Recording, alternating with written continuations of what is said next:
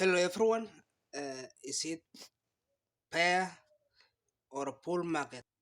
So guys, I'm going to talk about Bitcoin, but let's see Power Ledger. Power Ledger is look like it's ready to come on. So yesterday I say Power Ledger is going to moon, but I'm here to talk about the PTC, and I'm going to play another video over here. Someone who explained what's Bitcoin. So we saw Bitcoin in yesterday and today. It has two red candlesticks and is building another one which is going to rocket on 25. Bitcoin is going to move. Chart is very extremely bullish, so it's just waiting. I don't know what Tesla Bitcoin is waiting for. Maybe news. Before I play the video, so guys. We are talking about Bitcoin will be lose important with spot ETF. So guys, when you see this article say Bitcoin will lose important with spot ETF second foundation COC. So guys, after 10th, this is when all of us we are agree on January 10th, 2024, Bitcoin is starting declining. So everybody's agreeing January, February. So I'm going to draw some a graph like this one. Let me draw. So all of us we are agreeing between right now and the 20 and 10th. We are expecting Bitcoin to touch us up here before moving sideways. I did video yesterday talking about Bitcoin to move sideways for or 2 months or 60 days. So which will be January, all of January and February, and that will bring us to see where Bitcoin is going ahead. So I've already say Bitcoin might be going somewhere here, and then will be showing some bullishness and then retracing, and expecting Bitcoin to go to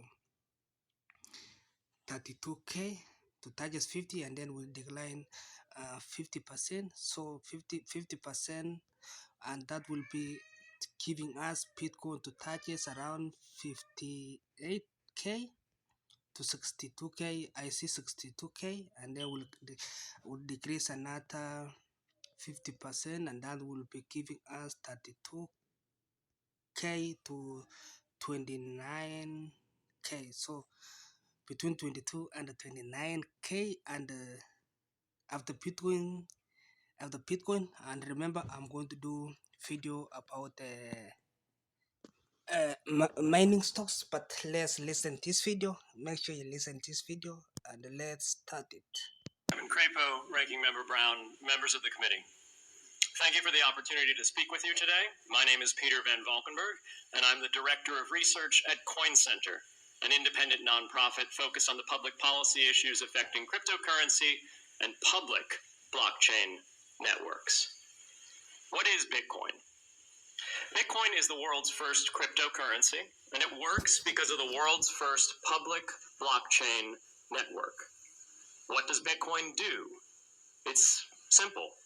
It lets you send and receive value to and from anyone in the world using nothing more than a computer and an internet connection. Now, why is it revolutionary? Because unlike every other tool for sending money over the internet, it works without the need to trust a middleman.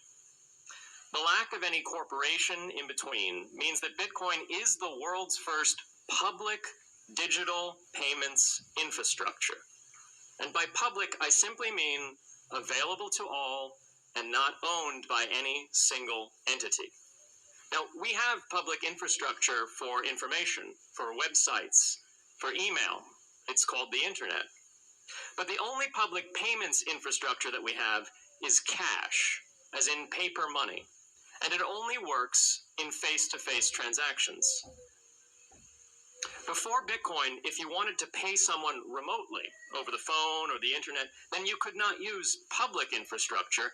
You would rely on a private bank to open their books and add a ledger entry that debits you and credits the person you're paying. And if you both don't use the same bank, well, then there'll be multiple banks and multiple ledger entries in between. With Bitcoin, the ledger is the public blockchain, and anyone can add an entry to that ledger, transferring their Bitcoins to someone else. And anyone, regardless of their nationality, race, religion, gender, sex, or creditworthiness, can for absolutely no cost create a Bitcoin address in order to receive payments digitally. Bitcoin is the world's first globally accessible public money. Is it perfect? No. Neither was email when it was invented in 1972. Bitcoin's not the best money on every margin. It's not yet accepted everywhere. It's not used often to quote prices, and it's not always a stable store of value. But it is working, and the mere fact that it works without trusted intermediaries is amazing. It's a computer science breakthrough, and it will be as significant for freedom, prosperity, and human flourishing as the birth of the internet. And Bitcoin is just the beginning. If we can replace private payments infrastructure, then we can replace other private choke points to human interaction as well.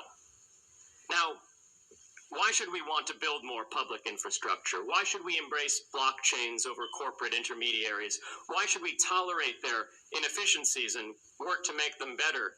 Why should we want the pioneers of this technology here in the United States and not fleeing overseas? A simple reason. Because the corporate intermediaries providing today's critical but privately owned infrastructure are becoming fewer, larger, and more powerful, and their failures are increasingly grave. So roughly half of all Americans, 143 million people, had their social security numbers exposed to hackers because of a breach at Equifax. The SWIFT network has relayed hundreds of millions of dollars in fraudulent transactions because of hacked member banks in Bangladesh, Vietnam, Ecuador, and Russia. The FBI suspects now that the largest of these hacks was perpetrated by North Korea. Corrupt, low-level employees at an Indian bank, Punjab National, were able to fraudulently certify SWIFT messages, stealing $1.8 billion. It's the largest electronic bank robbery in history. In fact, it's the largest bank robbery in history. In October 2016, an estimated 1.2 million internet-connected devices were hacked and turned into a botnet that for several hours made prominent websites unavailable across Europe and North America, including CNN and Fox News, the New York Times, and the Wall Street Journal. Increasingly, physical machines are being connected to the internet to augment their capabilities. They're wired through servers that are owned and maintained by private and trusted intermediaries, the so-called Internet of Things. Pacemakers from St. Jude's Hospital have been hacked. Baby monitors from TrendNet have been hacked. And Jeeps from Jeep have been hacked to the point where they can be remotely commandeered and driven off the road. Now, those vulnerabilities are inescapable in systems that have single points of failure. It doesn't matter if the point of failure is a corporation or if it's a government. There shouldn't be a single point failure. Similar choke points existed before the internet. If you wanted to deliver a message, you'd have to go through one of 3 television broadcasters or a handful of newspapers. Private corporations are essential, but no critical infrastructure should rely on one or two. The internet removed single points of failure in communications infrastructure and ushered in a wave of competition among new media corporations building on top of its public rails. Blockchains can similarly disintermediate critical payments and IoT infrastructure. The technology is not yet ready to answer all of those questions today, but it is our best hope.